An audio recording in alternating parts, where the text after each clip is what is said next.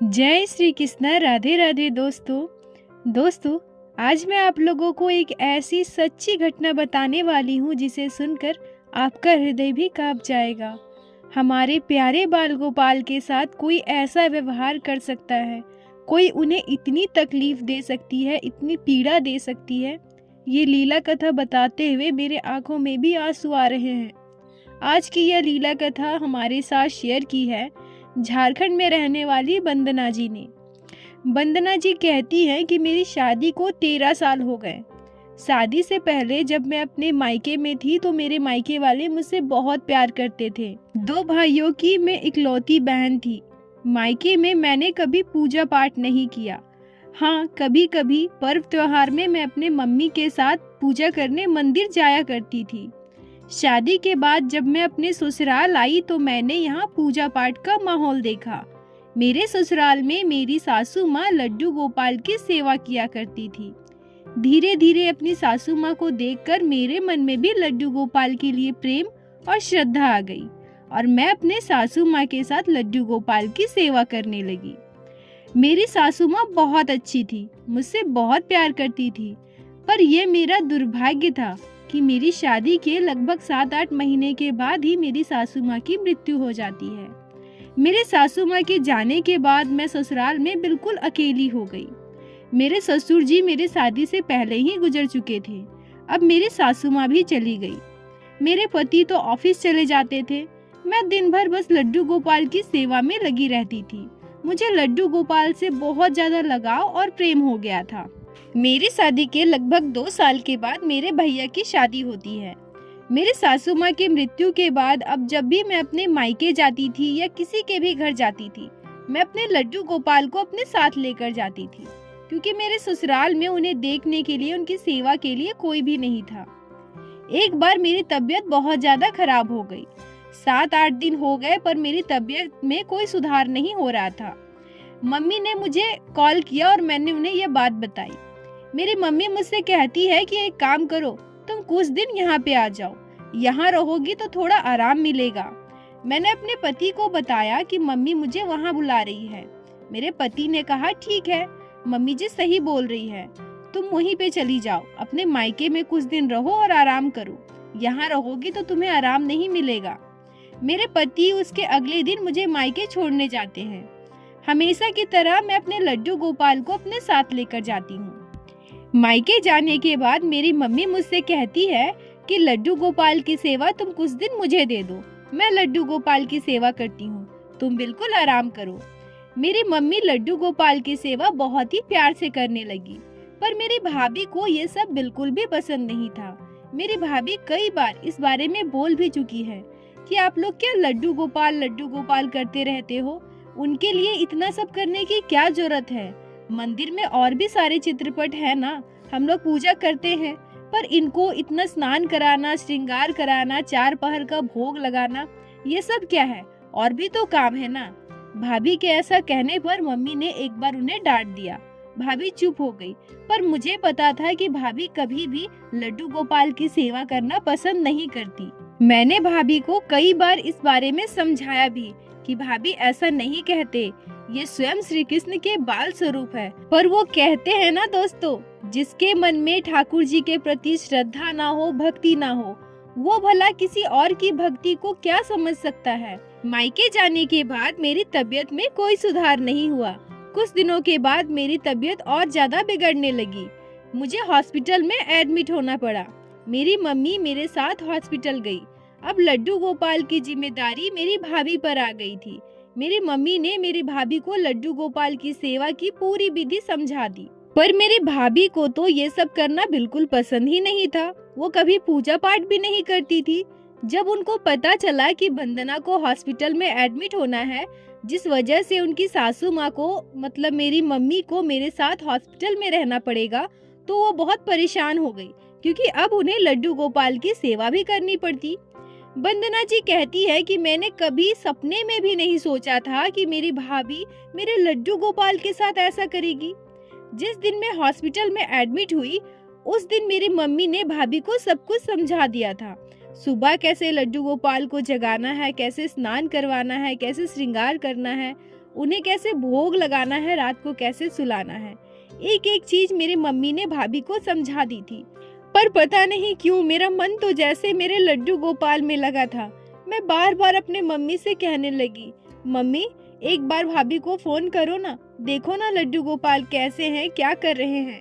मेरी मम्मी मुझसे कहती है, अरे तू परेशान मत हो, मैंने उसे सब कुछ समझा दिया है, वो सब कर लेगी, तू बेवजह परेशान हो रही है, तुम अपनी सेहत का बस ध्यान रखो और जल्दी से ठीक हो जाओ।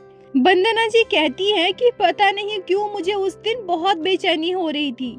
मुझे समझ में नहीं आ रहा था कि ये सब क्या हो रहा है।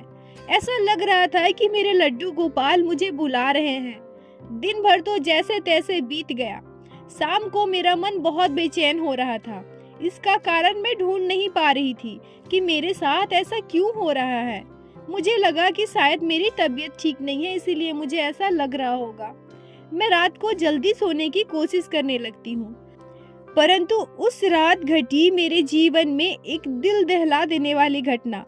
रात के करीब 12 साढ़े 12 बज रहे थे। मैं हॉस्पिटल के जिस कैबिन में थी वहाँ की लाइट ऑफ हो चुकी थी। हम सभी सो रहे थे। तभी मुझे ऐसा लगा कि एक छोटा सा बच्चा मेरे सामने आकर खड़ा है और मेरे हाथ को पकड़कर खींच रहा है और मुझसे कहता है, मैया आप सो रही हो, मुझे भूख लगी है मैया, मुझे खाना खिला दो ना मैया, मुझे सोना है, मुझे बहुत नींद आ रही है, आप मुझे भी सुला दो ना मैया। बच्चे की आवाज़ से ऐसा लग रहा था कि वो बहुत दुखी है।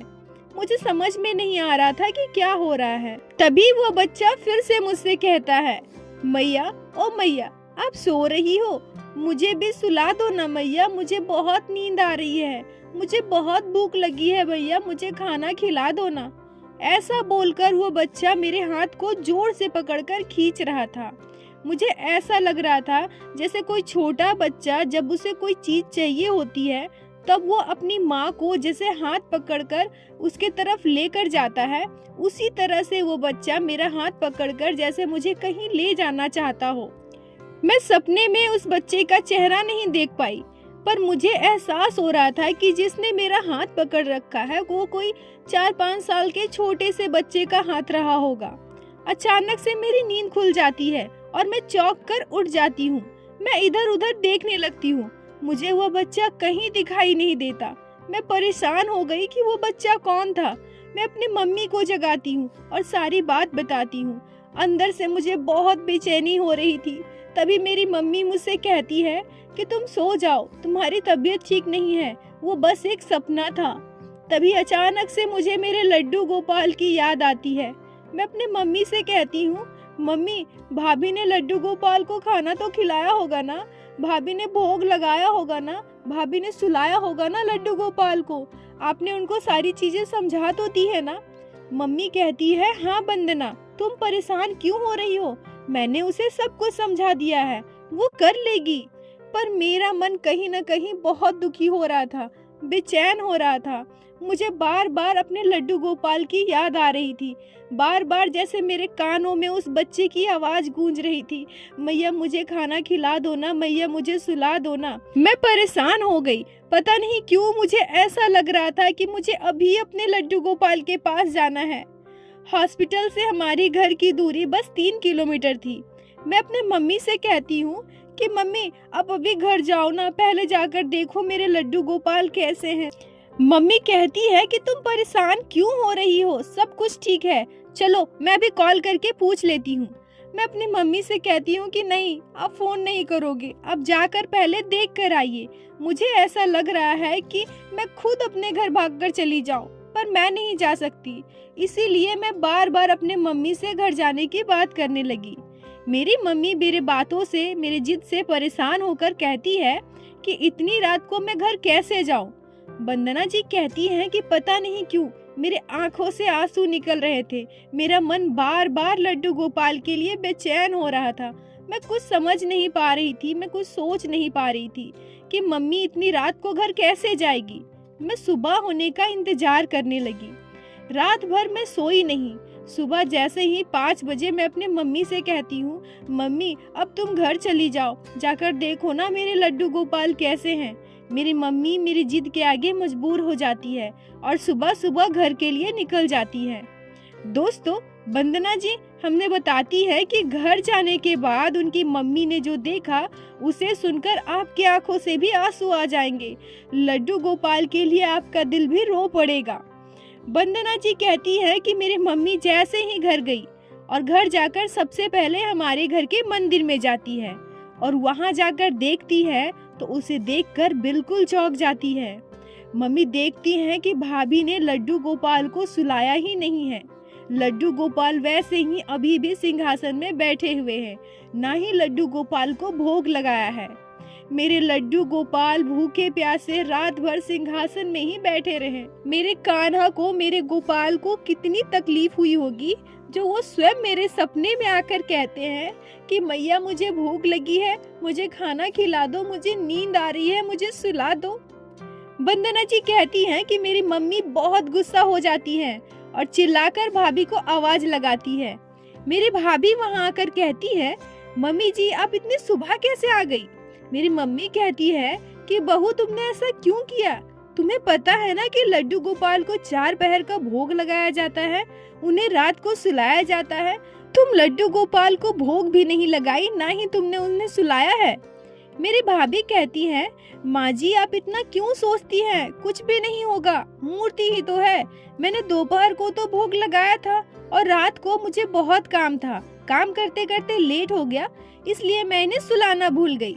मेरी मम्मी रोते हुए लड्डू गोपाल के आगे हाथ जोड़कर बैठ जाती है और कहती है, हे प्रभु मुझे माफ कर दो, हमारे घर में आपको कितना कुछ झेलना पड़ा। मेरी बेटी की तबीयत खराब नहीं होती तो आपको ये सब कभी झेलना नहीं पड़ता।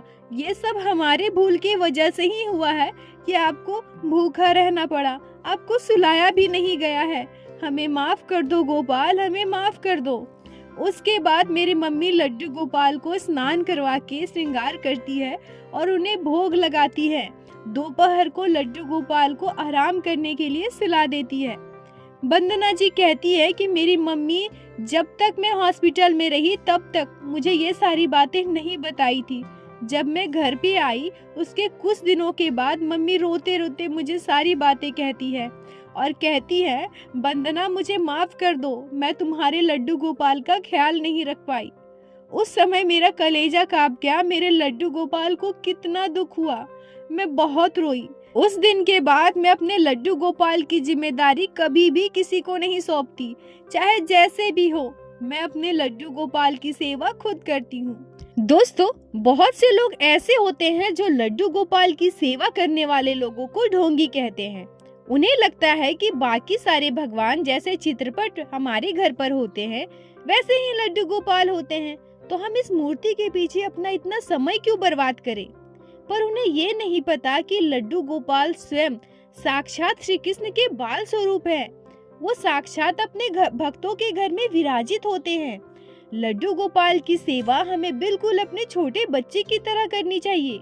यहाँ मैं आप लोगों से एक बात कहना चाहूंगी कि जब भी आप अगर किसी भी कारणवश अपने लड्डू गोपाल की सेवा किसी को भी देती है तो पहले ये चीज सुनिश्चित कर लीजिए कि वो सच में लड्डू गोपाल की सेवा करना चाहता है या नहीं चाहता।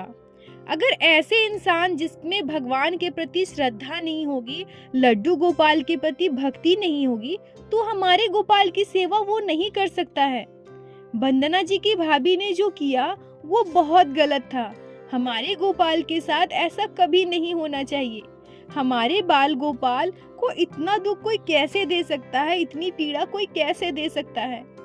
हमें सदैव भगवान की भक्ति करनी चाहिए, भगवान की सेवा करनी चाहिए।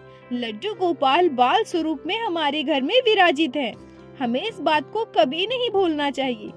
बोलो बाके बिहारी नाथ की जय, लड्डू गोपाल की जय, जय जय श्री राधे। दोस्तों, आप लोगों को आज की ये वीडियो कैसी लगी?